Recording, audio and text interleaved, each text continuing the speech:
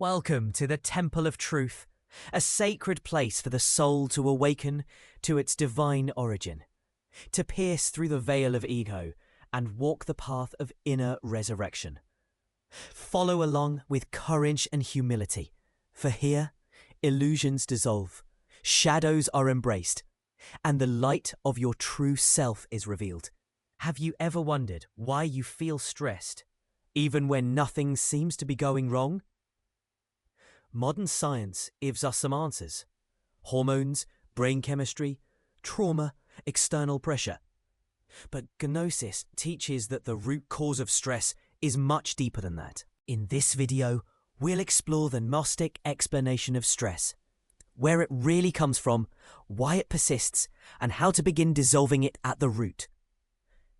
Let's look beyond the surface and into the inner world, where the true cause and solution can be found. Science versus Gnosis. Two perspectives. Science says, stress is the result of a fight-or-flight response. The amygdala detects a threat, and the body releases cortisol and adrenaline. This works great for avoiding danger, but it gets triggered by things like deadlines, bills, or rejection. Chronic stress can lead to fatigue, anxiety, depression, and illness. Common solutions: breathwork, therapy, meditation apps, productivity hacks. But here's the problem. We treat the symptoms, not the source. Stress isn't just physiological. It's psychological. And even deeper, it's spiritual. Gnosis says, stress is the result of being disconnected from your true self. It comes from identifying with the ego, the false psychological eyes that live inside us. These egos are many: fear, anger, pride, greed, anxiety, desire, and they constantly pull us in different directions. The inner essence, a real part of you, is trapped, and it suffers. In other words, 97% of who you are is trapped. And that's why you feel tension, confusion, and inner noise. What is the ego? Why it causes stress? In Gnostic psychology, the ego isn't just arrogance. It's every conditioned response, every emotional attachment, every psychological knot you've picked up over lifetimes. When someone criticizes you, and anger rises up, that's not you. That's an I. When you fear being alone and grasp for love, that's not you. That's an I. When you worry about the future, even when nothing is wrong, that's not you. That's an I reacting to imagined danger. Each I wants different things. One wants rest, one wants pleasure, one wants control. That inner conflict is stress. The essence is no longer in command, and the inner house is in chaos. The forgotten self, essence and spirit. Gnosis teaches that our true nature is not the body or the mind, but the essence, and beyond that, the spirit. The essence is our consciousness. The part of this that is still pure, still divine, still capable of perception without distortion. The spirit is our immortal being, our connection to the truth, to the infinite. But here's the tragedy. Only about 3% of our essence is awake. The rest is trapped inside the egos we just talked about.